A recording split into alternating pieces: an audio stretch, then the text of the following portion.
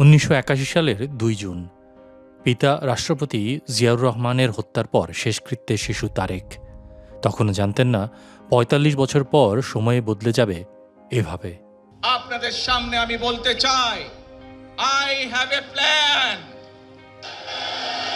for the people of my country, for my country.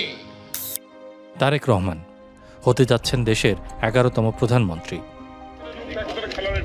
ছোট ভাই আরাফাত রহমান কোকোর সঙ্গে বেড়ে ওঠা রাজনৈতিক পরিবারে। সবাই আমরা ঠিক করলাম যে ঠিক আছে খেলা, ইন এ সেন্স বেশ কিছুদিন আগে থেকে খেলবো আচ্ছা খেলা হচ্ছে না। বাবার মৃত্যুর কিছুটা সময় পর বাংলাদেশ জাতীয়তাবাদী দল বিএনপির হাল ধরেন গৃহবধূ মা বেগম খালেদা জিয়া।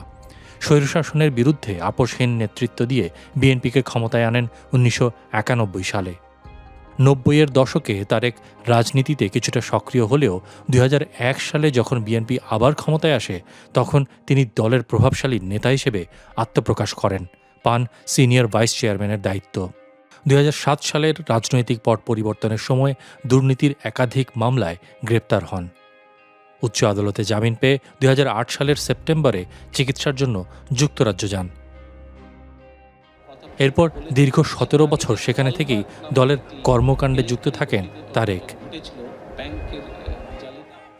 জুলাই অভ্যুত্থানে আওয়ামী লীগের পতনের পর অবশেষে ত্রয়োদশ জাতীয় সংসদ নির্বাচনের আগে গেল 25 ডিসেম্বর দেশে ফেরেন। এর 5 দিন পর তার মা বেগম খালেদা জিয়া মারা যান। দলের চেয়ারম্যানের দায়িত্ব নেন তারেক। তার নেতৃত্বে বিএনপি 2 যুগ পর আবারও সংসদ নির্বাচনে জয়লাভ করে।